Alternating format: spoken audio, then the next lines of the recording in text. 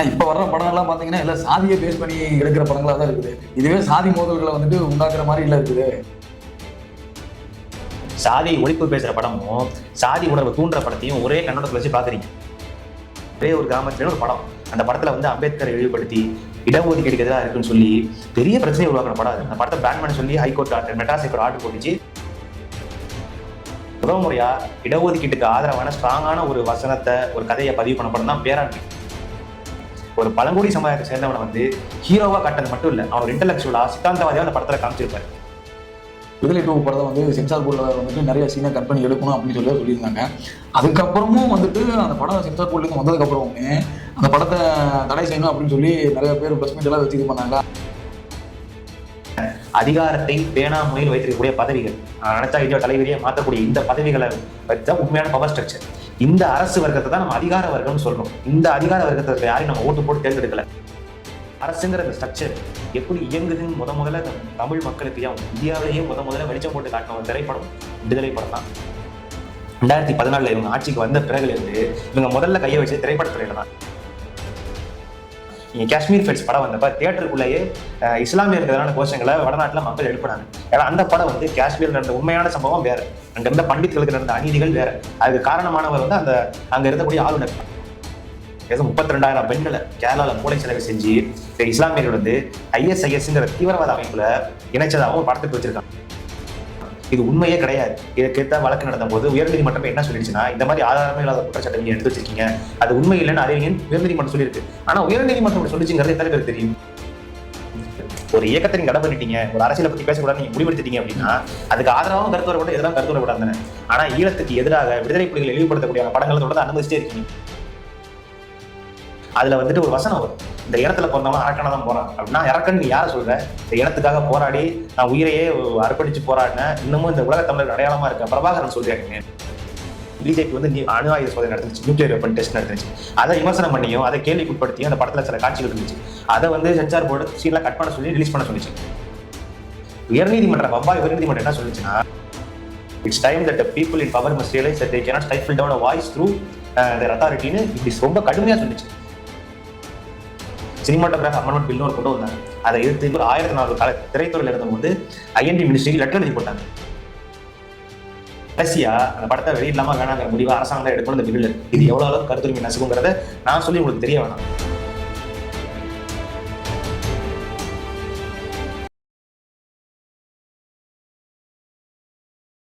சரி ப்ரோ, இப்போ இவ்வளோ சொல்றீங்களே தமிழ் படம் வந்துட்டு முன்ன இவ்வளோ இதாக இருந்துச்சுன்னு. ஆனால் இப்போ வர்ற படம் எல்லாம் பார்த்தீங்கன்னா எல்லாம் சாதியை பேஸ் பண்ணி எடுக்கிற படங்களாக தான் இருக்குது. இப்போ இந்த மாதிரி இருக்கிறனால வந்துட்டு இதுவே சாதி மோதல்களை வந்துட்டு உண்டாக்குற மாதிரி இல்லை இருக்குது. நீங்க வந்து சாதி ஒழிப்பு பேசுற படமும் சாதி உணர்வு தூண்டுற படத்தையும் ஒரே கண்ணோட்டத்தில் வச்சு பாக்குறீங்க. ரெண்டும் வேற வேற. நீங்க தொடர்ச்சியா தமிழ் சினிமா எத்தனை நீங்க அந்த திராவிட எழுச்சி எல்லாம் சொன்னேன், ஆனா அதுக்கப்புறம் தமிழ் சினிமாவோட அந்த டிராவலை நீங்க ஃபுல்லா பார்த்தாதான் இடையில எவ்வளவு மோசமான படங்கள் வந்துச்சு, எப்படி இந்த இடத்துக்கு வந்திருக்கு. என்ன கேட்டா இன்னைக்கு தான் தமிழ் சினிமாவோட பொற்காலம்னு சொல்லுவேன். ஏன்னா பல பிரச்சனைகளை, சமூக சிக்கல்கள் எல்லாம் எடுத்து துணிவா பேசுறாங்க. ஆனா நீங்க இதுக்கு முன்னாடி காலகட்டங்கள்ல 80, 90கள் எல்லாம் பாத்தீங்கன்னா சாதி தர்ம பேசுற படம், சாதி உணர்வை தூண்டுற மாதிரியான படம், இன்னும் சொல்ல போனா இந்த படம் உங்களுக்கு தெரியுமான்னு தெரியல, இன்னைக்கு வரைக்கும் இடஒதுக்கீட்டுக்கு எதிராக, ரிசர்வேஷனுக்கு எதிராக ஒரு பெரிய பிரச்சாரம் மக்கள் மத்தியில் இருக்கு. அது ஏதோ ஒரு குறிப்பிட்ட கேஸ்டுக்கு மட்டும்தான் இருக்க மாதிரியும், மற்ற எல்லாருக்கும் அதனால வந்து சம வாய்ப்பு மறுக்கப்படுற மாதிரியும் ஒரு பொய்யான பிரச்சாரம் மக்கள் மத்தியில் இருக்கு. இதை பெரிய அளவில் மக்கள்கிட்ட கொண்டு போய் சேர்த்ததுல 80s 90sல பல தமிழ் திரைப்படங்களுக்கே பங்கு இருக்கு. அந்த ஒரு படம், ஒரே ஒரு கிராமத்துல ஒரு படம், அந்த படத்துல வந்து அம்பேத்கரை இழிவுபடுத்தி இடஒதுக்கீடுக்கு எதிராக இருக்குன்னு சொல்லி பெரிய பிரச்சனையை உருவாக்கின படம் அது. அந்த படத்தை பேன் பண்ண சொல்லி ஹைகோர்ட் மெட்ராஸ் ஹைகோர்ட் ஆர்டர் போட்டுச்சு. அவங்க சுப்ரீம் கோர்ட்டுக்கு போயிட்டு சுப்ரீம் கோர்ட் என்ன சொல்லுதுன்னா, இல்ல ஒரு கருத்தை சொல்றதுக்கு உரிமை இருக்கு அப்படிங்கிற பட்சத்தில் அந்த படத்தை வந்து கருத்தா எதிர்கொள்ளுங்க, இப்படிலாம் பண்ணாதீங்கன்னு சொல்லி அந்த படத்தை வெளியிட்டாங்க. இந்த மாதிரி படங்கள்லாம் மக்கள் மத்தியில இடஒதுக்கீட்டுக்கு எதிரான ஒரு கருத்தையே உருவாக்கி விட்டுருச்சு. அப்ப தொடர்ச்சியா இந்த மாதிரி படங்களாவே தமிழ் சினிமாவில் வந்துட்டு அந்த டயத்துல ஒரு சில குறிப்பிடும்படி சொல்லக்கூடிய டேரக்டர்ஸ் நல்ல நல்ல படங்களும் கொடுத்தாங்க. நிறைய பேர் இருக்காங்க. நான் எனக்கு தெரிஞ்ச ஒருத்தர் சொல்றேன். எனக்கு அப்படி தெரிஞ்சவர் வந்து இயக்குனர் பாரதிராஜா. நீங்க ஏன் நான் அவர் சொல்றேன்னா, இந்த காலகட்டங்களில் வந்து இவரோட படங்கள் வந்து சாதிய மேலாதிக்கத்தையும் தன் பெயருக்கு பின்னாடி சாதி போட்டுக்கிறத வந்து கேவலம்னும் பல விஷயங்களை நம்ம மக்களுக்கு எடுத்து சொன்னிச்சு. நீங்க தமிழ்நாட்டை இயல்பா தமிழ்நாட்டு சூழலை இயல்பா படம் எடுக்கிற எந்த இயக்குனர்களும் கிராமத்தையோ கிராமத்து மனிதர்களையோ அந்த ஊர்ல இருக்க சாதி சிக்கலையோ படத்துல காட்டாம இருக்க முடியாது. அப்படி தன் சமூகத்துக்குள்ளே இருக்கக்கூடிய பிரச்சனைகளையும் சமூக சிக்கல்களையும் பெண்ணடிமைத்தனத்தையும் பாரதிராஜா அளவுக்கு கேள்வி கேட்ட இயக்குனர்கள் யாருமே இல்லை. அவரோட கருத்தமா படமா இருக்கட்டும், வேதம் புரிது படமா இருக்கட்டும், கிழக்கு மேலே படமா இருக்கட்டும், இதெல்லாம் வந்து சாதி ரொம்ப மோசமானது, காதல் புனிதமானது, இந்த கரிசல் மண் அந்த மண்ணு வாழக்கூடிய மக்களோட வாழ்க்கை எடுத்து மட்டும் இல்லாம தான் சமூகத்து மக்களோட வாழ்க்கை முறை, குறிப்பா கள்ளர் சமுதாய மக்களோட திருமண முறை எப்படி, அவங்க பழக்க வழக்கங்கள் எப்படி, அவங்க சமூகத்தில் இருக்க பெண்கள் எதிர்கொள்ற சிக்கல் என்னென்ன, இதையெல்லாம் பயங்கரமா கேள்வி எழுப்பினார். இது தமிழகத்தை பற்றியும் தமிழ் சொல்ல தெரிஞ்சுக்கிறதுக்கும் நமக்கு பெரிய அளவு உதவியா இருந்துச்சு. நீங்க அது மாதிரி ஒரு இயக்குனரை தான் வந்து நான் வந்து இயக்குனர் தங்கர் பச்சன் அவர்களே நான் பாக்குறேன். நம்ம இன்னைக்கு ஒரு அரசியலா அவர் பேசுற பல கருத்துக்கள் முரண்பாடு இருந்தாலும் வட தமிழகத்துல நான் அதிகமா அந்த பகுதிகளில் வாழ்ந்தவங்க எனக்கு தெரியும். வட தமிழகத்துல வன்னியர் சமுதாய மக்களோட வாழ்க்கையை வந்து ரொம்ப இயல்பா காமிச்சிருப்பாரு. அவரோட படத்துல இன்னைக்கு எடுக்கிற மாதிரி இந்த சாதி பெருமை எல்லாம் பேசிட்டு இருக்காரு. வன்னியர் சமுதாய மக்களை வந்து ஒரு வேளாண் குடிகளாக விவசாய மக்களாக காமிச்சிருப்பாரு. அவங்க வாழ்க்கையில இருந்து வேளாண்மையை பிரிக்க முடியாது அப்படிங்கிறத காமிச்சிருப்பாரு. அந்த முந்திரி காடுகளோட ஒரு வாழ்க்கை எப்படி இருக்குது, அவங்க எதிர்கொள்ளக்கூடிய பொருளாதார சிக்கல் என்ன. ரொம்ப முக்கியமா ஒரு பிற்படுத்தப்பட்ட சமுதாயத்தை சேர்ந்தவனுக்கு அவன் கல்வி அதிகாரம் பெறதுக்கு இடஒதுக்கீடுங்கிறது எவ்வளவு முக்கியங்கிறத தன்னோட படத்துல பதிவு பண்ணியிருப்பாரு. நீங்க 9 ரூபாய் நோட்டோ அழகியோ இந்த மாதிரி படங்கள்லாம் நம்மளால மறக்கவே முடியாது. நீங்க அந்த மாதிரி தான் இயக்குனர் ஜனநாதன் அவர்களை பத்தி பேசணும்னு அவர் பேசிட்டே இருக்கலாம். ஆனா முதல் முறையா இடஒதுக்கீட்டுக்கு ஆதரவான ஸ்ட்ராங்கான ஒரு வசனத்தை, ஒரு கதையை பதிவு பண்ண படம் தான் பேராண்மை. ஒரு பழங்குடி சமுதாயத்தை சேர்ந்தவனை வந்து ஹீரோவா காட்டது மட்டும் இல்ல, அவனோட இன்டலெக்சுவலா சித்தாந்தவாதியா அந்த படத்துல காமிச்சிருப்பாரு. நீங்க தொடர்ச்சியா ராம், அதுக்கு ஒரு பல சமூக அவலங்களை அந்த படத்துல எடுத்து பேசினாரு. இப்படி பல இயக்குனர்கள் நான் சொல்லாம இவங்களோட கான்ட்ரிபியூஷன்லாம் இருக்கு. இருந்தாலும் தொடர்ச்சியா தமிழ் திரைப்படங்கள்ல பாத்தீங்கன்னா இங்க ஒடுக்கப்பட்ட மக்களை, தலித் மக்களை காட்டின விதம் வந்து அவங்க ரொம்ப கேவலமானவங்க, சுத்தம் இல்லாதவங்க, இந்தியாவுக்கு உலகத்துக்கே ரவுடியை ப்ரொடியூஸ் பண்ற ஹப்பு வந்து சென்னையில் இருக்க சேரிகள் தான், இங்க இருந்தா ரவுடி வரான்னா தொடர்ந்து சங்கரோட படங்கள் எல்லாம் இருக்கும். இங்க தலித் மக்கள் வந்து தன் உரிமைகளை வந்து உரிமையா கூட கேட்க முடியாது, கை கட்டிட்டு தான் கேட்கணும். இந்த மாதிரி படங்கள் தான் வந்துச்சு. இந்த போக்கு வந்து ரஞ்சித்தோட வருகைக்கு பிறகுதான் மாறுது. தலித் மக்களோட உணவு, உடை, அரசியல் எடுத்து பேசுறாரு. அவங்களோட வாழ்க்கையில நமக்கு தெரியாத விஷயங்களை போல்டா எடுத்து பேசுறாரு. சேரிகளுக்குள்ள இருக்கக்கூடிய வாழ்க்கை நிலை என்னங்கிறத எடுத்து மக்களுக்கு சொல்றாரு. நீங்க ரஞ்சித்தோட வருகைக்கு பின்னால இன்னைக்கு தமிழ் சினிமால பெரிய அளவு மாற்றங்கள் ஏற்பட்டிருக்கு. இன்னைக்கு எல்லாருமே சாதியை பத்தி தங்களோட நிலைப்பாடு என்னன்னு சொல்லி ஆக வேண்டிய கட்டாயத்தை ஏற்படுத்தியிருக்காரு. நீங்க அதுக்கப்புறம் அவருக்கு வந்த பிறகுதான் நீங்க ஜெய்பீம் படமா இருக்கட்டும், இல்ல மாரி செல்வராஜோட இன்னைக்கு நீங்க பைசன் வரைக்கும் எடுத்த திரைப்படங்களா இருக்கட்டும், அதெல்லாம் வந்து நமக்கு தெரியாத பல விஷயங்களை, சாதி நம்மளோட கடந்து போற விஷயங்களை, ரத்தமும் சதையுமா அதுல எவ்வளவு வழி இருக்கு அப்படிங்கிறதுல எந்திரிச்சு வந்தவன் நீங்க கதையை எடுக்க முடியற அளவுக்கான ஒரு ஸ்பேஸை உருவாக்கி கொடுத்துருக்காரு. தமிழ் சமூகத்துல பெரிய ஒரு டிஸ்கஷனை, சமூகத்துல அநீதிக்கு எதிராக உரையாடக்கூடிய ஒரு வாய்ப்பை இன்னைக்கு உருவாக்கி இருக்கு. நீங்க இன்னைக்கு வெற்றிமாறன் எடுத்தக்கூடிய விடுதலை 1, விடுதலை 2 நம்ம நினைச்சு பார்க்க முடியாத படம். விடுதலைன்னு சொன்னதுக்கு அப்புறம் தான் ஒரு ஞாபகம் வந்துச்சு. இந்த விடுதலை 2 படத்தை வந்து சென்சார் போர்டில் வந்துட்டு நிறைய சீனை கட் பண்ணி எடுக்கணும் அப்படின்னு சொல்லியிருந்தாங்க. அதுக்கப்புறமும் வந்துட்டு அந்த படம் சென்சார் போர்ட்லேருந்து வந்ததுக்கு அப்புறமுமே அந்த படத்தை தடை செய்யணும் அப்படின்னு சொல்லி நிறைய பேர் ப்ரெஸ் மீட் எல்லாம் வச்சு இது பண்ணாங்களா? அது எதனால ப்ரோ? ஏன்னா நீங்க விடுதலை 2ங்கிறது வந்து வெறுமனே ஒரு அரசியல் படம் நம்ம கடந்து விட முடியாது. நீங்க இதுக்கு முன்னாடியும் பல அரசியல் படம் தமிழ்நாட்டில் வந்திருக்கு. பொதுவாக அரசியல் படம்னா என்ன, ஒருத்தர் இருப்பான், நிறைய சூழ்ச்சி செய்வான், எப்படி சூழ்ச்சி செஞ்சு ஊழல் பண்ணி அந்த இடத்த பிடிக்கிறான், சகுனி மாதிரி இந்த மாதிரி படங்கள் தான் திரும்ப திரும்ப இந்த கட்சிகளுக்குள்ள இருக்கக்கூடிய இந்த அரசியல், இந்த ஊழல், அவங்க பண்ற அந்த பிராடத்தனம், சாணக்கியத்தனம்னு சொல்லுவாங்க. இந்த மாதிரியான அரசியல் படங்கள் மட்டும் தான் திரும்ப திரும்ப எடுத்துட்டு இருந்தாங்க. ஆனா விடுதலைங்கிறது வெறுமனே ஒரு அரசியல் படம் கடத்த முடியாது. நீங்க அரசியலுங்கிற அந்த வார்த்தையை எடுத்துக்கோங்களேன், அதுக்கே பல பேருக்கு அர்த்தம் தெரியல. அரசு பிளஸ் இயல், ஒரு அரசு எப்படி இயங்குது அப்படிங்கறத அந்த அரசியல். அப்ப அரசுனா என்ன, அரசாங்கம்னா என்ன, இந்த வித்தியாசமே நம்ம மக்கள்ல பல பேருக்கு புரியல. நீங்க அரசாங்கங்கிறது இன்னைக்கு திமுக இருக்கும், நாளைக்கு அதிமுக இருக்கும், நாளைக்கு வேற கட்சி கூட வரும், 5 வருஷத்துக்கு ஒரு ட்ரிப் மாறக்கூடியது. ஆனா அரசுங்கிற அந்த வார்த்தைக்குள்ள என்ன நடக்கும் உங்களுக்கு தெரியுமா? நீங்க இன்னைக்கு இது ஒரு பெரிய ஸ்ட்ரக்சர். நீங்க அரசுங்கிற வார்த்தைக்குள்ளார நீதிமன்றம் வரும், காவல்துறை வரும், இராணுவம் வரும், சிறைச்சாலை வரும், அதுக்கப்புறம் தான் உங்களுக்கு நிர்வாகத்துறை வரும். இதற்கெல்லாம் அப்புறம் தான் இந்த நாடாளுமன்றம், சட்டமன்றம் வரும். ஆனா நம்ம அரசியல் என்ன பேசிட்டு இருக்கோம்? சட்டமன்றத்தை, நாடாளுமன்றத்தில் இருக்கக்கூடிய இந்த பிரச்சனைகளையும் திரும்ப திரும்ப கட்சிகளுக்கு இருக்கிற அரசியல் தான் பேசிட்டு இருக்கோம். நீங்க அதிகாரத்தை பேணா முறையில் வைத்திருக்கக்கூடிய பதவிகள், அனைத்தா இந்தியா தலைவிதியை மாற்றக்கூடிய இந்த பதவிகளை வைத்தா உண்மையான பவர் ஸ்ட்ரக்சர். இந்த அரசு வர்க்கத்தை தான் நம்ம அதிகார வர்க்கம்னு சொல்றோம். இந்த அதிகார வர்க்கத்தை யாரையும் நம்ம ஓட்டு போட்டு தேர்ந்தெடுக்கல. இவங்க எப்போதுமே இருப்பாங்க. இவங்கதான் இந்த அரசுங்கிற அந்த கட்டுமானம். இந்த அரசுங்கிற இந்த ஸ்ட்ரக்சர் எப்படி இயங்குதுன்னு முதல்ல இந்த தமிழ் மக்களுக்கு, இந்தியாவிலேயே முதல்ல வெளிச்சம் போட்டு காட்டின ஒரு திரைப்படம் விடுதலை படம் தான். அதனாலதான் சென்சார்ல அவ்வளவு சீரை கட் பண்ண சொல்லி அது இல்லாத வசனங்கள் எல்லாம் அதை சேர்க்க சொன்னாங்க. நீங்க அதோட இல்லாம இதுவரைக்கும் நம்ம தமிழ்நாட்டுல தமிழர்களுக்காக போராடின உயிர் தியாகம் எத்தனை வீகியர்களை வந்து நம்ம வரலாறுல மறைக்கப்பட்ட இல்ல தவறா காட்டப்பட்ட தலைவர்களை எல்லாம் அவங்களோட நியாயமான கோரிக்கைகளை இந்த படம் போராட்டங்களை எடுத்து காட்டுனுச்சு. ஒரு பெரிய விவாதத்தை உருவாக்குனுச்சு. ஆரம்ப காலகட்டத்தில் கம்யூனிஸ்ட் இயக்கங்கள் எந்த அளவுக்கு இங்க இருக்க பண்ணையடிமை எதிர்த்து போராடிச்சு, அதே இயக்கம் எப்படி தேசிய அரசியல் நோக்கி நகருது, தமிழ் தேசிய அரசியல் அப்படி வளர்ச்சி அடையுது அப்படின்னு இன்னைக்கு இருக்க இந்தியாவில் இருக்கக்கூடிய தேசிய அரசியல் சிக்கலை விடுதலை டூ அளவுக்கு எந்த படமும் பேசல. அதனாலதான் அந்த படம் இவ்வளவு தீவிரமான எதிர்க்கப்பட்டுச்சு. நீங்க சொன்னதெல்லாம் ஓகே ப்ரோ. ஒரு சில டைரக்டர் எல்லாம் என்ன சொல்றாங்கன்னா சென்சார் போர்டை வேணான்னு சொல்றாங்க. அப்படிங்கும்போது சென்சார் போர்டே இல்லாதப்போ ஒரு படம் வருது, ஒரு படம் வந்து சமூகத்துல ஒரு பிரச்சனை உருவாயிருச்சுன்னா அப்பவும் வந்துட்டு நம்ம யாரை பிளேம் பண்ணுவோம்னா கவர்மெண்ட் தான் வந்து பிளேம் பண்ணுவோம். அப்படிங்கும்போது சென்சார் போர்டு வேணான்னு சொல்றது வந்துட்டு அதை நீங்க எப்படி, அதனோட நிலைப்பாடு எப்படி பாக்குறது? நம்ம வந்து சென்சார் போர்டு வேணாமாங்கிற இடத்துல நம்ம வந்து அந்த இடத்துல நம்ம கொஸ்டின் பண்ணல. நம்ம என்ன கேட்கிறோம்னா, இங்க இருக்கக்கூடிய சென்சார் போர்டுங்கிறது இண்டிபெண்டா இயங்குதா, எந்த ஒரு அரசியல் கட்சி அதிகாரத்தை அரசாங்கத்தோட தலையீடும் இல்லாம தன்னிச்சையா ஒரு முடிவெடுக்க முடியுதா அப்படிங்கிறத நம்ம கேள்வி. நான் ஏற்கனவே சொன்ன மாதிரி நீங்க சாவித்ரிபாய் பூலே படத்துக்கோ விடுதலை படத்துக்கோ இவ்வளவு சென்சார் கட்டு சொல்றீங்க, நீங்க ஜனநாயகம் நிறுத்தி வச்சிருக்கீங்க, நீங்க வந்து பராசக்தி படத்துல அவ்வளவு கட்டு சொல்றீங்க. ஆனா அதே மாதிரி சமூக பதற்றத்தை உருவாக்கக்கூடிய படங்கள் தான் காஷ்மீர் ஃபைல்ஸு, கேரளா ஃபைல்ஸு, இந்த உரி சர்ஜிக்கல் ஸ்ட்ரைக்கு, அப்புறம் இந்த ஆர்டிகல் 370, இந்த மாதிரி படங்கள்லாம் இஸ்லாமியர்களுக்கு வில்லன் மாதிரியும் தீவிரவாதிகள் மாதிரியும் உண்மைக்கு புறம்பான இல்லை உண்மையே இல்லாத ஒரு பொய்யான வரலாறு எடுத்து வச்சுக்கிட்டு அதை படமா எடுக்கிற இந்த படங்களை வந்து சென்சார் போர்டு வந்து ரொம்ப சீக்கிரம் சர்டிஃபிகேட் கொடுத்து ரிலேவும் இல்லாம ரிலீஸ் பண்றாங்க. இன்னும் கொடுமை என்னன்னா இந்த மாதிரி படங்களை நம்ம நாட்டின் பிரதமரே வந்து விளம்பரப்படுத்தாரு. இந்த கவலையில தான் நம்ம அதை பேசுறோம். அப்ப சென்சார் போர்டுங்கிறது இங்க என்னவா இருக்கு? நீங்க நான் சொன்ன படங்களே எடுத்துக்கோங்களேன்.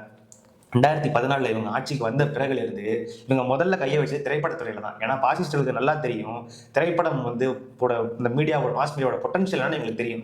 இதன் மூலமா ஒரு கருத்தை வெகு விரைவில் மக்கள் கொண்டு போய் சேர்க்க முடியும். ஏன்னா சினிமாங்கிறது வெறுமனே ஒரு உணர்ச்சிகளை வந்து ரொம்ப வேகமாக கடத்தக்கூடிய ஒரு ஊடகம். அது வந்து நீங்க பாக்குற ஆடியன்ஸுக்கு வந்து அன்பு, எமோஷன், காதலை மட்டும் கடத்தாது, வெறுப்பு, வன்மம், பழி வாங்குற உணர்ச்சியை சீக்கிரம் கடத்து. நீங்க அதோட எக்ஸ்டென்ஷன் தான் நீங்க காஷ்மீர் ஃபைல்ஸ் படம் வந்தப்ப தியேட்டருக்குள்ளேயே இஸ்லாமியருக்கு எதிரான கோஷங்களை வடநாட்டுல மக்கள் எழுப்புனாங்க. ஏன்னா அந்த படம் வந்து காஷ்மீர்ல நடந்த உண்மையான சம்பவம் வேற, அங்க இருந்த பண்டித்களுக்கு நடந்த அநீதிகள் வேற. அதுக்கு காரணமானவர் வந்து அங்க இருந்தக்கூடிய ஆளுநர், அவரு ஒரு RSS சேர்ந்தவர். ஆனா அந்த வரலாறுலாம் மறைச்சிட்டு அதை இஸ்லாமியர்களுக்கு எதிராக எப்படியாலும் எடுக்க முடியுமோ எடுத்தாங்க. நீங்க எந்த ஒரு நீங்க அமரன் ஒரு படம் இதே மாதிரி தமிழ்ல வந்துச்சு. அந்த படத்துல என்ன எடுத்தாங்க? நீங்க வந்து ராணுவம் வந்து மக்கள் வந்து ராணுவத்தை கொண்டாடுற மாதிரியும் மக்களோட ராணுவம் நெருக்கமா இருக்க மாதிரி காமிச்சாங்க. ஆனா காஷ்மீர்ல இருந்த உண்மையான கலந்தாரம் என்னன்னா ராணுவம் வந்து அவ்வளவு ஹியூமன் ரைட் வயலேஷன்லாம் ஈடுபட்டு கிட்டத்தட்ட ஹியூமன் ரைட்ஸ் வாட்ச் கொடுத்த அறிக்கைப்படியே 2 லட்சத்துக்கும் மேற்பட்ட மக்கள் கொல்லப்பட்டிருக்காங்க. காஷ்மீர் மக்கள் ராணுவத்தால் சம்மரி எக்ஸிகியூஷன் மூலமாவோ இல்ல ராணுவத்துக்கு வழங்கக்கூடிய கட்டற்ற அதிகாரத்தின் மூலமாவோ ஆஸ்பா ஆக்ட்னு சொல்லுவாங்க. டாக்டர் கொடுத்துட்டாங்கன்னா ராணுவத்தோட நடவடிக்கை வந்து நீங்க கேள்வி கேட்கவே முடியாது. பல ஹியூமன் ரைட்ஸ் நடந்திருக்குன்னு ஆவணப்படுத்தியிருக்காங்க. அப்ப இந்த வரலாறுலாம் மறைச்சிட்டு நீங்க இருக்கக்கூடிய படங்கள் எப்படி இருக்குன்னா, நீங்க எதை பிரச்சாரம் பண்ண நினைக்கிறீங்களோ தீவிரவாதத்தை வந்து இஸ்லாமியர்கள் தான் காரணம்னு சொல்லி உங்க ப்ரொபகண்டாவை ப்ரொமோட் பண்ற ஒரு படமா நீங்க மாத்தி வச்சிருக்கீங்க. இந்த மாதிரி படங்களுக்கு எந்த ஒரு தங்குதடையும் இல்லாம சென்சார் போர்டு உடனே பர்மிஷன் கொடுத்துருது. ஆனா இதே இன்னொரு பக்கம் வரலாறு பேசினா சாதிக்கு எதிராகவோ இல்ல வந்து இந்த மாதிரி சனாதனத்துக்கு எதிராகவோ மக்கள் நீங்களுடைய பிரச்சனை எடுத்து தென்னுனான பிரச்சனை எடுத்து பேசினாலோ சென்சார் போர்டு தலையிடுது. நீங்க அவ்வளவு ஏங்க, நம்ம கோவால வந்து சர்வதேச திரைப்பட விழா நடந்துச்சு. அதுல ஒண்ணு வந்து காஷ்மீர் ஃபைல்ஸ் வந்து இந்தியா வந்து கொண்டாடினாங்க, நிறைய விருதுகள்லாம் அள்ளி கொடுத்தாங்க. அதை கொண்டு போய் அவங்கள்ட்ட காட்டினாங்க. அங்கிருந்து ஜட்ஜஸ்லாம் வந்து இது மாதிரி ஒரு மோசமான படத்தை நாங்கள் பார்த்ததே இல்லை, இவ்வளவு வெறுப்ப தூண்டுற ஒரு படத்தையால நீங்க கொண்டாடுறீங்கன்னு அந்த அளவுக்கு அந்த படத்தை விமர்சிச்சாங்க. ஆனா அந்த படத்தை தான் நீங்க கொண்டாடுறாங்க. நீங்க ஜெய்பி மாதிரியான சமூக நீதி பசங்க படங்களுக்கு எந்த அவார்டு தர மறுக்கிறாங்க. ஆனா இந்த மாதிரி வெறுப்ப தூண்டுற படத்துக்கு இவங்க வந்து ப்ரொமோட் பண்ணி கொண்டாடுறாங்க. இங்க கேரளா ஃபைல்ஸ் ஒரு படம், அந்த படத்துல என்ன எடுத்து வச்சிருப்பான், லவ் ஜிகாத் எடுத்து வச்சிருப்பான். இங்க நாடக காதல்னு சொல்லிட்டு இருக்காங்கல்ல, எங்க ஒரு தலித் கம்யூனிட்டி சேர்ந்தவங்க வந்து வேற ஜாதி பண்ண லவ் பண்ணா அது நாடக காதலும் இங்க ஒரு கேவலமான அரசியல் பண்ணிட்டு இருக்காங்கல்ல, அதே மாதிரி நார்த் இந்தியால ஒரு மதம் கடந்து வரக்கூடிய காதலை வந்து இந்த மாதிரி லவ் ஜிகாது மதம் மாத்துறாங்கன்னு சொல்லி ஒரு பிரச்சாரம் பண்ணிட்டு இருக்க படம். அதையெல்லாம் இவங்க நியாயப்படுத்துற மாதிரியும் ஏதோ 32,000 பெண்களை கேரளால மூளை செலவை செஞ்சு இந்த இஸ்லாமியர்கள் வந்து ISISங்கிற தீவிரவாத அமைப்புல இணைச்சதாகவும் ஒரு படத்தை வச்சிருக்கான். இது உண்மையே கிடையாது. இதுக்கேற்ற வழக்கு நடந்த போது உயர்நீதிமன்றம் என்ன சொல்லிடுச்சுன்னா, இந்த மாதிரி ஆதாரமே இல்லாத குற்றச்சாட்டை நீங்க எடுத்து வச்சிருக்கீங்க, அது உண்மை இல்லைன்னு அறிவிங்கன்னு உயர்நீதிமன்றம் சொல்லியிருக்கு. ஆனா உயர்நீதிமன்றம் இப்படி சொல்லிச்சுங்கிறது எத்தனை பேருக்கு தெரியும்? நீங்க படத்துல சொன்ன கருத்து அதை விட மக்களுக்கு சேர்ந்துருச்சா இல்லையா? அப்ப இந்த நடவடிக்கைகளை தான் நம்ம எதிர்க்கிறோம். நீங்க இன்னைக்கு தமிழ்நாட்டில் எடுத்துக்காங்க, நமக்கு நடந்த ஒரு மிகப்பெரிய அணி தான் ஈழ இனப்படுகொலை. ஆனா அதை பத்தி நம்மளால ஒரு படமோ இல்ல ஒரு காட்சி கூட நம்மளால வைக்க முடியல. அவ்வளவு சென்சார் பிரச்சனை வருது. ஒரு இயக்கத்தை நீங்க தடை பண்ணிட்டீங்க, ஒரு அரசியலை பத்தி பேசக்கூடாது நீங்க முடிவெடுத்துட்டீங்க அப்படின்னா அதுக்கு ஆதரவாகவும் கருத்து வரக்கூடாது, எதிராக கருத்து வரக்கூடாது தானே. ஆனா ஈழத்துக்கு எதிராக விடுதலை புலிகள் இழிவுபடுத்தக்கூடிய படங்களை தொடர்ந்து அனுமதிச்சிட்டே இருக்கீங்க. ஆனா அதுக்கு நடந்த அநீதிகளை எடுத்து இல்ல எங்க மக்களுக்கு நடந்த அந்த கொடுமைகளை படமா எடுத்து நினைக்கும் போது தடுக்கிறீங்க. நீங்க வந்து இப்போ வந்து கிங்டம் படமா இருக்கட்டும், இல்ல ஃபேமிலி மேன் ஒரு சீரியஸா இருக்கட்டும், இல்ல மெட்ராஸ் கதை தொடர்ச்சியா எத்தனையோ படங்களை நான் சொல்ல முடியும். அதனால ஈழத்தமிழர் இழிவுபடுத்துறது, அவங்க போராட்டங்களை கொச்சைப்படுத்துறது, குறிப்பா நீங்க இந்த கிங்டம்ங்கிற படத்துலலாம், அது ஒரு தெலுங்கு படம் நினைக்கிறேன், அதுல வந்துட்டு ஒரு வசனம் வரும், இந்த இடத்துல பிறந்தவங்க அரக்கனை தான் போறான் அப்படின்னா, அரக்கன் நீ யாரை சொல்ற?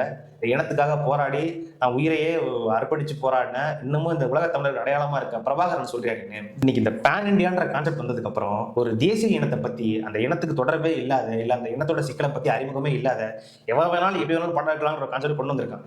காஷ்மீர்ல என்ன பிரச்சனைங்கிறத அங்க இருக்க மக்கள்கிட்ட போய் கேட்டு தெரிஞ்சுக்கிட்டு உண்மையான கலந்துறத நீ படமா எடுக்கணும். அதை எடுக்காம நீயே இங்க உட்காந்துட்டு உன் பிரச்சாரத்தையும் உன் புரபகண்டாவும் கொண்டு போய் சேர்க்கறதுக்காக, அரசாங்கத்தில் இருக்கவங்களை சட்டிசை பண்ணுங்கிறதுக்காக அந்த உண்மையே இல்லாத ஒரு வரலாறு நீயா எடுக்கிற, அங்க போராளியா இருந்தாலும் தீவிரவாதியா காட்டுற, அந்த மக்கள் தீவிரவாதியா பார்த்தாலும் போராளியா காட்டுற. இதுதான் இன்னைக்கு போயிட்டு இருக்க சிக்கல்.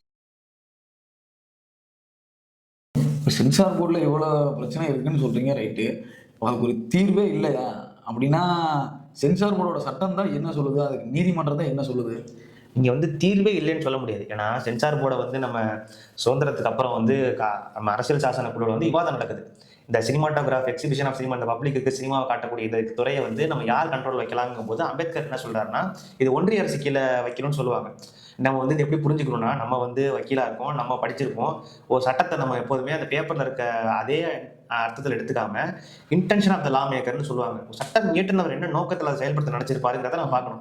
அம்பேத்கர் ஏன் சினிமா வந்து ஒன்றிய பட்டியல் வைக்கணும்னு நினைச்சாருன்னா, எங்கேயோ ஒரு ஊர்ல ஒரு மாவட்டத்தில் ஒரு பிரச்சனை வருதுன்னா அந்த படத்தை உடனே நாடு முழுக்க தடை பண்ணணும்னு சொல்லி பண்ண முடியாதுல்ல. அந்த மாதிரி சினிமாவுக்கு ஏதாவது தடை வந்துருமோன்றதை நினைச்சுதான் அவர் சினிமாவை தடையெல்லாம் ரிலீஸ் பண்ணுங்கிறது, அதாவது நல்ல இடத்துல தான் சொன்னார். ஆனா அதுக்கப்புறம் வந்தவங்க அதையே ஒரு சாக்கா யூஸ் பண்ணிக்கிட்டு திரும்ப பிரிட்டிஷ் காலத்துல என்ன சென்சார் முறை இருந்துச்சோ அதையே திரும்ப இங்க கொண்டு வந்தாங்க. இங்க இன்னைக்கு வந்து சினிமாட்டோகிராஃப் ஆக்ட் 1952 கீழே தான் இந்த சென்சார் போர்டு நடைமுறையில் இருக்குது. இந்த ஆக்ட் கீழே என்ன சொல்றாங்கன்னா, 83ல சில வழிகாட்டு நெறிமுறைகளை கொண்டு வராங்க. இந்த கைட்லைன்ஸ் தான் ஒரு சென்சார் போர்டு எப்படி இயங்கணுங்கிறத சொல்லுது. இதுல என்ன பிரச்சனை, இதுல எங்க பிரச்சனை வருதுன்னு நீங்க பாத்துக்கிட்டீங்கன்னா, இப்ப நம்ம ஜனநாயகன் படத்துக்கு என்ன சொன்னாங்க, அந்த படம் எல்லா ஸ்டேஜையும் தாண்டி போனதுக்கு அப்புறம் ரிவ்யூ கமிட்டியில வந்து நிறுத்தி வச்சிருக்காங்க. இதெல்லாம் இந்த ரூல்ஸ்ல தான் இருக்குது. ஒரு படம் வந்து நீங்க இன்னைக்கு வந்து போர்ட்டல் அப்ளை பண்ணி அப்ளிகேஷன் போட்டீங்கன்னா ஆய்வு குழுவுக்கு போகும், அவங்க படத்தை பார்ப்பாங்க. ஆய்வு குழுல இருந்து பிரச்சனையா இருக்கு அப்படின்னா சீராய்வு குழுக்கு சீராய்வு குழு ரிவ்யூ கமிட்டிக்கு போகும். அங்கேயும் பிரச்சனை இருக்குன்னா இதுக்குன்னு ஒரு தீர்ப்பாயம் இருந்துச்சு, அதை எடுத்துட்டாங்க. அப்ப வேற வழியே இல்லை, கோர்ட்டுக்கு தான் போய் ஆகணும். இதற்கெல்லாம் முன்னாடி அட்வைசரி பேனல் ஒன்று இருக்குது. இந்த அட்வைசரி ஆலோசனை குழுங்கிறது ஒன்று சென்ட்ரல் கவர்மெண்ட்ல காங்கிரஸ் ஆட்சியில் இருக்குதோ இல்லை பிஜேபி ஆட்சியில் இருந்தாலோ அவங்க கட்சியை சேர்ந்தவர்கள் அந்த அட்வைசரி பேனல் இருப்பாங்க. இது ஒன்னே போதும் சென்சார் போர்டுங்கிறது ஏன் தனித்துவமா சுதந்திரமா இயங்க முடியாதுங்கிறதுக்கு. நீங்க இந்திரா காந்தியோ காங்கிரஸோ ஆட்சியில் இருந்த போது அவங்க எமர்ஜென்சி காலத்தில் இருந்த கொடுமைகளை திரைப்படமா எடுத்த போது இதே மாதிரி சென்சார் போர்டு தடுத்துச்சு. நீங்க அம்மூன்னு ஒரு திரைப்படம், இந்திரா காந்தி படுகொலைக்கு அப்புறம் பல சீக்கியர்களை வந்து அங்க ஆன்டி சீக் ரியாட் நடந்துச்சு, சீக்கியர்களை வந்து கொண்டு வேட்டையாடிச்சு அரசாங்கம். அதை திரைப்படமா எடுத்த போது சென்சார் போர்டுல வந்து அதுக்கு பிரச்சனை பண்ணாங்க. அதுக்கு அந்த படம் இயக்குனர் சென்சார் போர்டுல சொல்றாராம், இதெல்லாம் அடுத்த தலைமுறைகள் மறக்கணும்னு நினைக்கிற வரலாறு நீங்க திரும்ப எடுக்கிறீங்கன்னு. இன்னைக்கு இருக்க பிஜேபி முதல்ல ஆட்சிக்கு வந்தப்ப வந்து வார் அண்ட் பீஸ்னு ஒரு படம் எடுக்கிறாங்க. அந்த படம் வந்து அன்னைக்கு பிஜேபி வந்து அணு ஆயுத சோதனை நடந்துச்சு, நியூக்ளியர் வெப்பன் டெஸ்ட் நடந்துச்சு. அதை விமர்சனம் பண்ணியும் அதை கேள்விக்குட்படுத்தியும் அந்த படத்துல சில காட்சிகள் இருந்துச்சு. அதை வந்து சென்சார் போர்டு சீன்லாம் கட் பண்ண சொல்லி ரிலீஸ் பண்ண சொல்லிச்சு. இவர் உடனே கோர்ட்டுக்கு போறாரு. உயர்நீதிமன்றம், பம்பாய் உயர்நீதிமன்றம் என்ன சொல்லிச்சுன்னா, அதிகாரத்துல இருக்கிறவர்கள் வந்து தங்களோட பவரை யூஸ் பண்ணி ஒரு கருத்துரிமையை மறுக்கக்கூடாது. It's time that people in power must realise that they cannot stifle down a voice through their authorityன்னு இப்படி ரொம்ப கடுமையா சொல்லிச்சு. கருத்துரிமையோட முக்கியத்துவத்தை நீ உணரணும், இப்படிலாம் ஒரு கருத்துரிமை சொல்லி எந்த கட்டும் இல்லாம படத்தை ரிலீஸ் பண்ண சொல்லிச்சு. அப்ப நீதிமன்றங்கள் இந்த மாதிரியான சூழலை தலையிட்டு கருத்துரிமை நிலைநாட்டி இருக்குது. அதுக்கப்புறம் நீ 2002ல குஜராத்ல எவ்வளவு பெரிய ஒரு மதக்கலவரம் இருந்துச்சு, நம்ம அதை மறக்கவே முடியாது. இந்தியாவே ஒழுக்கின ஒரு சம்பவம். அந்த கலவரத்தை வச்சு பல திரைப்படங்கள் எடுக்கும் போது இதே பிரச்சனை கொடுத்தாங்க. அதை அதுக்கு ஒரு கேஸ் நடக்கும்போது அப்பயும் பம்பாய் உயர்நீதிமன்றம் என்ன சொல்லிச்சுன்னா, இந்த மாதிரி நடந்த கலவரங்கிறது வரலாற்றினுடைய ஒரு அங்கமா மாறி போச்சுங்கிற போது இதை எடுக்கக்கூடாதுன்னு சொல்ற உரிமை யாருக்கும் கிடையாது. இதெல்லாம் ஏன் நம்ம திரும்ப திரைப்படமா எடுக்கிறோம் அப்படின்னா, இது ஒரு சம்பவம் நடந்து முடிஞ்சிருச்சு. இது எதனால் நடந்துச்சு, ஏன் நடந்துச்சு, இனிமேல் நடக்காம இருக்கிறதுக்கு என்ன வழிங்கிறத ஆராயத்துக்கு நமக்கு இப்பதான் டைம் கிடைச்சிருக்கு. இந்த மாதிரி படங்கள்ங்கிறது ஒரு டிட்டரன்ஸா இருக்கும். திரும்ப இந்த மாதிரி வன்முறைகள் நடந்தா எவ்வளவு மனித உயிர்களாக பலி கொடுக்கணும், எவ்வளவு விளைவுகள் ஏற்படும், அப்ப தடுக்கிறதுக்கான வழி என்னன்னு இந்த படங்கள் தெரிஞ்சுக்கலாம். அதனால ஒரு படம் தடுக்கக்கூடாதுன்னு சொல்லி இந்த நீதிமன்றமே சொல்லிச்சு. நம்ம தொடர்ச்சியா இந்தியாவுடைய நீதிமன்றங்களோ இல்ல எல்லாருமே கருத்துரிமைங்கிறத வந்து நம்ம அரசியல் சாசனத்துல நீங்க பிரிட்டிஷ் ஆட்சி காலத்துல நம்ம இருந்தபோது நமக்கு பெரிதும் மறுக்கப்பட்ட உரிமை வந்து கருத்துரிமை. நம்ம சுதந்திர போராட்ட வீரர்கள் காந்தியா இருக்கட்டும், இல்ல யாரா இருக்கட்டும், அவங்க நடத்தின பத்திரிகைக்காகவோ, அவங்க அரசாங்கத்தை கேள்வி கேட்டதுக்காகவோ, செடிஷன் ஆக்ட் அது இதுன்னு அவங்களை கடுமையாக சிறையில் அடைச்சு சித்திரவதை பண்ணி அவ்வளவு கொடுமைப்படுத்தினாங்க. ஒரு கருத்தை சொன்னாங்கிறதுக்காக. நம்ம சுதந்திரம் அடைஞ்சதை கொண்டாட்டத்துக்கான காரணமே கருத்துரிமை கிடைச்சதான் நம்ம கொண்டாடணும். அதுதான் நம்ம கிடைச்சதே பெரிய உரிமை. அந்த ஒரு ஹார்ட் ஒன் ரைட்னு சொல்லுவாங்க. இப்படி போராடி பெற்ற உரிமை. அந்த உரிமையை எந்த நிலையிலையும் தடுத்துடக்கூடாதுங்கிறதான் நம்ம அரசியல் சாசனம் சொல்லுது. சென்சார் போர்டு நடவடிக்கைங்கிறது இந்த அரசியல் சாசனம் வழங்கியிருக்கக்கூடிய இந்த அடிப்படை உரிமை கருத்துரிமைக்கு எதிராக இருக்குங்கிறதா சென்சார் போர்டோட இயக்கம் சரியா இருக்கான்னு விசாரிக்கிறதுக்காக 2 ரிட்டையர்ட் ஜட்ஜஸ் தலைமையில கமிட்டி போட்டாங்க. ஒன்று கோஷல் கமிட்டி, ஒன்று முட்கால் கமிட்டின்ட்டு. இவங்க 2 பேருமே சென்சார் போர்டை நம்ம திருத்தி அமைக்கணும்னு சொல்லி போயிருக்காங்க. இதெல்லாம் பரவாயில்ல. நீங்க 2021 ஞாபகம் இருக்கும், சினிமாட்டோகிராஃபி அமெண்ட்மெண்ட் பில்னு ஒரு கொண்டு வந்தாங்க. அதை எதிர்த்து நீங்க நம்ம ஊர் சூர்யால இருந்து எல்லா ஆக்ட்ரஸும், அனுராக் கஷ்யப்ல இருந்து எல்லாருமே அதை கேள்விக்குட்படுத்தி ஒரு 1400 திரைத்துறையில இருந்தவங்க ஐஎன்பி மினிஸ்ட்ரிக்கு லெட்டர் எழுதி போட்டாங்க. ஏன்னா எந்த கட்டத்துல இருக்கு தெரியுமா? 2023 2 அசம்பிளியா சட்டம் பாஸ் ஆயிடுச்சு. என்னதான் ஒரு திரைப்படம் எடுத்து வந்துட்டாலும் கடைசியா அந்த படத்தை வெளியிடலாமா வேணாங்கிற முடிவை அரசாங்கம் தான் எடுக்கணும். இந்த பில்லுல இருக்கு. இது எவ்வளவு அளவுக்கு கருத்துரிமை நசுக்குங்கிறத நான் சொல்லி உங்களுக்கு தெரிய வேணாம். அதனால நம்ம சென்சார் போர்டே வேணாம் எதுன்னு சொல்ல, இந்திய அரசியல் சாசனம் கொடுத்துருக்கக்கூடிய நியாயமான காரணங்களை தாண்டி அதோட செயல்பாடுகள் இருக்குது. அது கருத்துரிமைக்கு எதிராக இருக்குங்கிறதுனாலதான் நம்ம இதை எதிர்க்கிறோம், இதுல ரிஃபார்ம் கொண்டு வரணும்னு சொல்றோம். நான் ஏதோ விஜய் படம் ரிலீஸ் ஆகலைன்னு சொல்லிட்டு நான் மன்னம் படம் ரிலீஸ் ஆகலையான்னு மன உடைச்சல சுத்திட்டு இருந்தேன். நீங்க இதுக்கு பின்னாடி இவ்வளவு ஒரு உலக அரசியல் இருக்குன்னு சொல்லி நீங்க சொல்லிதான் ப்ரோ எனக்கு புரியவே செய்யுது. இந்த சென்சார் பின்னாடி இவ்வளவு ஒரு கான்செப்ட் இருக்கு அப்படின்னு நீங்க சொல்லிதான் புரியுது. சரி ப்ரோ, நீங்க முன்னாடி சொன்னீங்கல்ல ப்ரோ, பெரியாருக்கு எப்படி அண்ணா இருந்தாரோ அந்த மாதிரி லெனினோட கொள்கையை வெளியே கொண்டு வந்த செர்ஜோ ஐன்ஸ்டீனோட அவரோட எப்படி நம்ம அண்ணாவோட அவரோட படம் பார்க்கலாமா ப்ரோ? போய் கண்டிப்பா பார்க்கலாம் ப்ரோ. அவரு படம் ரொம்ப முக்கியமான படம். அவரு படம் இல்ல, உலகத்தையே மாத்தி போட்ட பல உலக சினிமாக்கள் இருக்கு. சினிமாக்கு அந்த அளவுக்கு பவர் உண்டு. நம்ம அதை பத்தி எல்லாம் விரிவா பேசுவோம்.